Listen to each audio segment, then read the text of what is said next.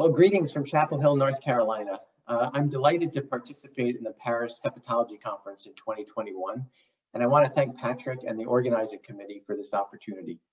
My presentation today will discuss the role of real-world evidence in the management of hepatocellular carcinoma. Here are my disclosures.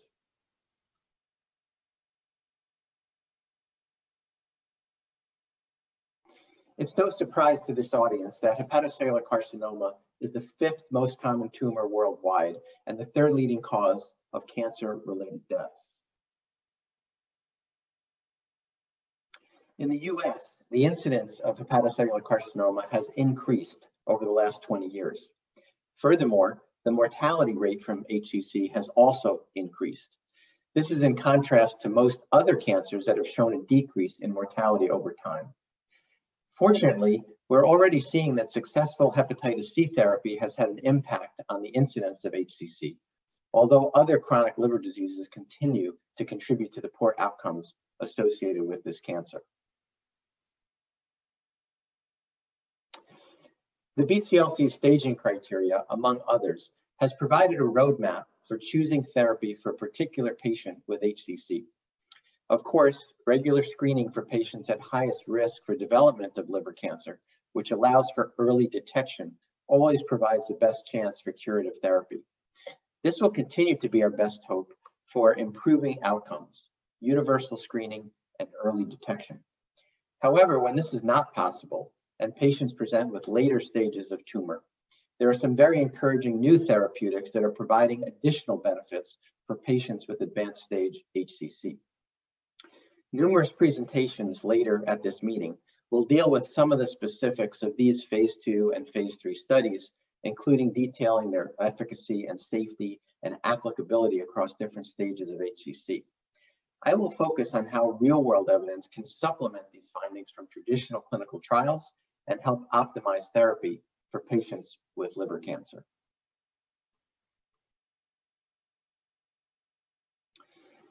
We're all familiar with the traditional drug development pathways that begin with small phase 1 studies and then progress through phase 3 randomized controlled trials that lead to market authorization or approval for a drug for clinical use. Real-world data is considered data that's used to inform decision-making that's collected outside of these conventional clinical trials. There are many potential sources of real-world data, as you can see here. Everything from electronic health records, to pharmacy records, to patient surveys, to registries, to mortality data, all can be considered sources for real-world data. Even wearable devices and social media now are also being utilized as real-world data sources that can inform clinicians and investigators. It's important to recognize that real-world data can inform all different phases of drug development. In the earlier phases of drug development, real-world data can provide insights into unmet needs and the burden of illnesses to inform, for example, should a drug be developed for this therapeutic indication? And if so, what should the product profile look like? What are the comorbid conditions and concomitant medications that must be considered if this drug is going to be used in the correct target population? What are the practice patterns and how might this drug be used in those different settings? Once a drug is approved for general use, real-world data continues to contribute important information about the long-term safety and effectiveness of new medications, and also can help optimize the use in populations that may have been understudied in registration trials.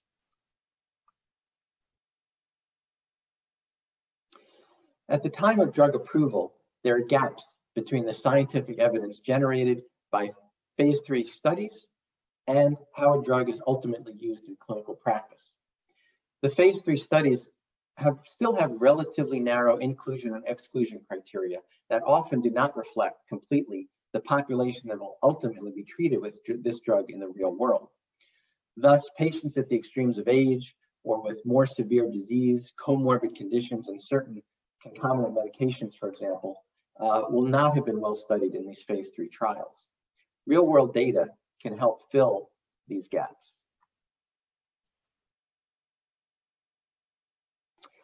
Here's an example of the inclusion and exclusion criteria from an important phase 3 study of atezolizumab and bevacizumab. Lots of inclusions and exclusions to consider, as you see there. However, in the real world, our decisions about who we treat are much more direct. Can we expect more benefits than harms? Does the patient want to be treated? Does the patient have access to these drugs? Thus, a much wider spectrum of patients are treated in the real world than are actually studied in the phase 3 clinical trials. Real-world data and insights derived from real-world evidence have become increasingly important for regulatory bodies around the world. Both the FDA and the EMA have embraced the use of real-world data to facilitate drug approvals, to help with label expansions, and to evaluate long-term safety and effectiveness.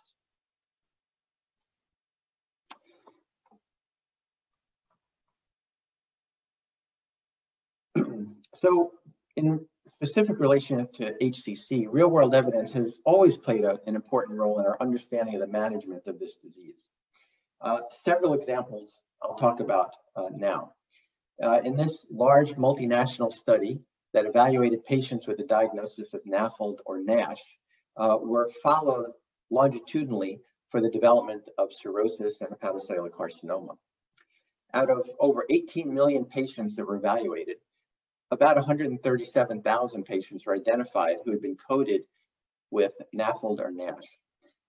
These patients are more likely to have had diabetes, hypertension, and obesity than a large matched control group. The hazard ratio for cirrhosis in patients compared to this control group was over 4.7, and for liver cancer, it was over 3.5. Thus, real-world data confirmed the major role that NASH is now playing in the development of cirrhosis and also in hepatocellular carcinoma.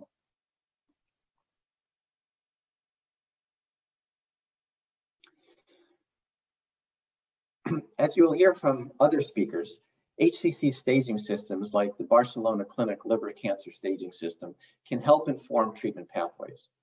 However, in real life, there are many factors that may cause a clinician to deviate from the recommended treatment paradigms. This study compared the overall survival according to the recommended treatment for the BCLC stage of liver cancer, or whether or not there were upward or downward deviations from the recommended treatment guidelines. It was apparent that deviation from recommended therapy occurred frequently in the real world across all stages of HCC. Survival of stage 0 to 8 patients who received a downward treatment stage migration was lower than those who received the recommended treatment. Upward treatment migration in stages B, C, and D did not improve survival compared to those who received the recommended treatment. So deviation from recommended therapy in this case had a negative impact on survival in BCLC stage A patients in particular.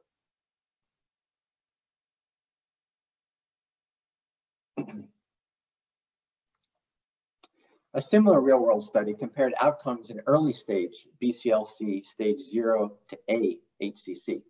They compared the overall survival of those who received potentially curative treatments defined as ablation, resection, or transplant with those who received TACE, which is generally not considered a curative therapy.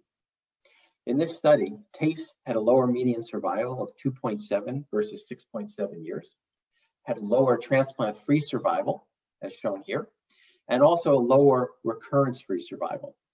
On multivariable analysis, treatment allocation to TACE was an independent prognostic factor for both lower overall survival and HCC recurrence. So these authors concluded that patients should be preferentially offered curative therapy for these early stage HCC, in this case, BCLC 0 and A. Of note, this was a non-randomized study, and there are some differences in baseline characteristics, although they all met the criteria for BCLC stage 0 and A.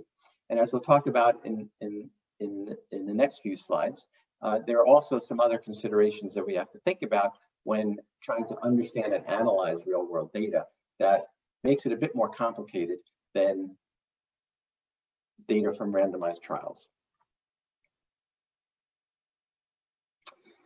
So There's been a major, with the availability of lots of different therapies now for HCC, there's been a major interest in combining these different HCC treatment modalities to see if outcomes can be improved. However, given all the potential combinations, it's extremely difficult to test all of them in a rigorous randomized controlled study. So real-world data can help expand this treatment paradigms by testing them under real-world conditions. This real-world study compared the use of sorafenib alone to sorafenib plus TACE in patients who had already had advanced HCC. Importantly, they accounted for the non-randomized nature of this study by doing a propensity matching as a way to account for confounders and covariates that could impact the results. What they found was that sorafenib plus TACE group had improved 6-month and 1-year survival compared to sorafenib alone.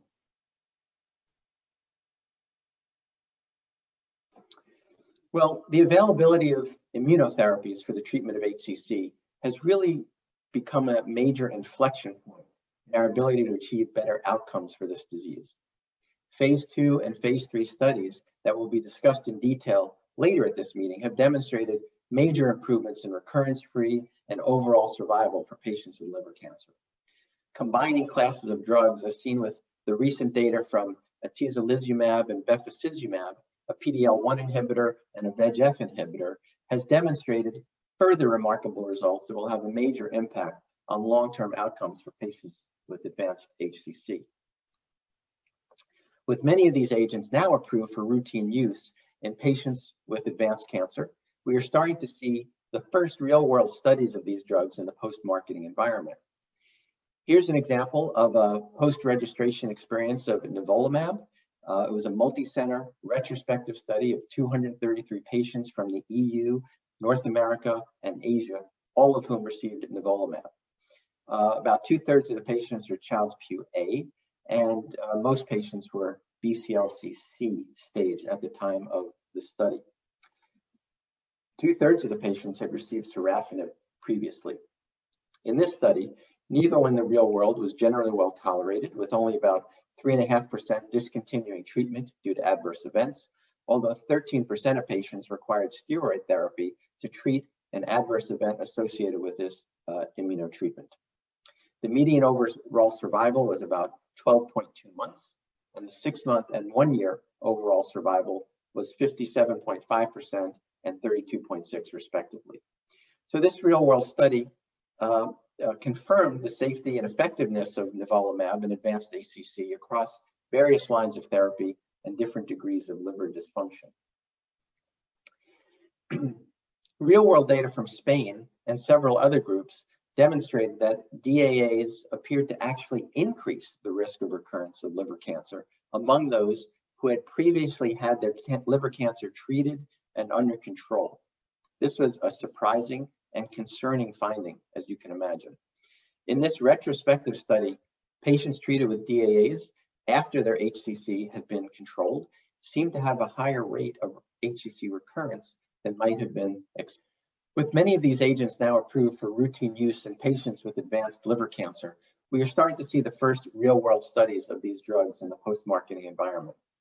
As an example, this is a post-registration experience of patients treated with nivolumab from the EU, North America, and Asia. It involved 233 patients, most of whom were Child-Pugh A, and most were also BCLC-C. 2/3 of the patients had prior treatment with sorafenib.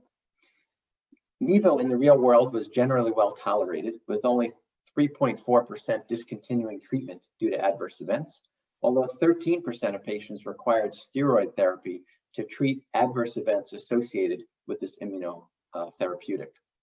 The median overall survival was 12.2 months, and the 6-month and 1-year overall survival rates were 57.5% and 57.5% and 32.6% respectively. So this real-world study confirmed the safety and effectiveness of nivolumab in advanced HCC across various lines of therapy with different degrees of liver dysfunction. Real-world data from Spain and several other groups demonstrated that DAAs appear to actually increase the risk of recurrence of HCC among those who had previously had their liver cancer treated and under control. That was a surprise and somewhat concerning finding. In this retrospective study, patients treated with DAAs after HCC had been controlled seemed to have a higher rate of early HCC recurrence than might have been expected. Since then, real-world data has provided some reassurance that this is less likely to be the case. In this study from France, there was no increased risk of HCC recurrence among those treated with DAAs compared to those who were not.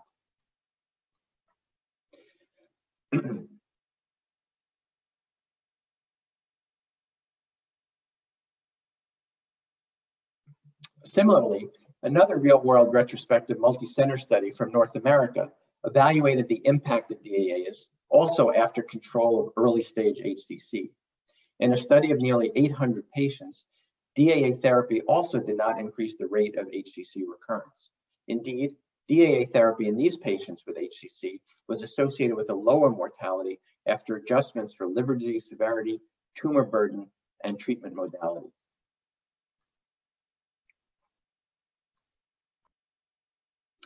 In the last few moments, I would like to just mention an ongoing prospective cohort study of patients with HCC and how we are trying to add further insights into the real-world management of liver cancer. Target HCC is a longitudinal observational cohort with the aim of this prospective cohort to evaluate the real-world safety and effectiveness of current and future therapies, to validate the optimal treatment algorithms and investigate any new treatment paradigms that are being used in usual clinical practice. Target HCC has enrolled over 1,800 patients at 67 sites in the US and EU, and many of the investigators are in the audience today. Initial results show that local regional therapy is utilized frequently across all BCLC stages, and that ablation is more common in BCLC 0 to A, followed by TACE. Fewer patients in this cohort underwent resection. We've also noticed, although not shown here, is that patients often receive numerous rounds of local regional therapy, and the benefits of repeating this so frequently still remain unclear.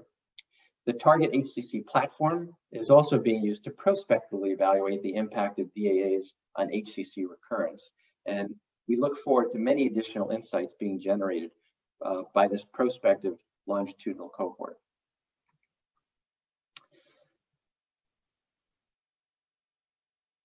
So I'd like to close the last couple of slides, just some caution that there are some caveats that we have to think about when interpreting real-world data, particularly in the area of comparative effectiveness. So most real-world studies rely on local standards to choose therapy for an individual patient, so they're non-randomized.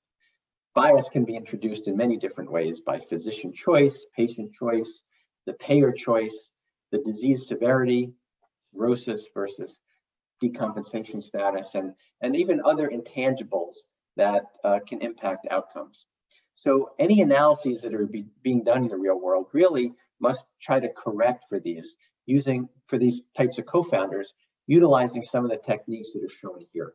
And I think it's very important that all this gets understood as you're reading and evaluating or contemplating doing your own real world data studies. So in summary then, real world evidence provides important information about the natural history and treatment response in HCC. It can evaluate the effectiveness of new treatments in populations that are underrepresented in clinical trials. Real-world evidence in liver cancer has contributed to optimizing its use in diverse populations and helped inform clinicians about the safety and effectiveness of these drugs over the long term. The importance of real-world evidence from rigorously managed cohorts will continue to evolve. It can help inform future clinical trial design, help evaluate unique combinations of therapy, and also may help expand label indications for patients with liver cancer, all with the aim of optimizing outcome for this very serious disease. Thank you very much for your attention, and I greatly appreciate participating in PHC 2021.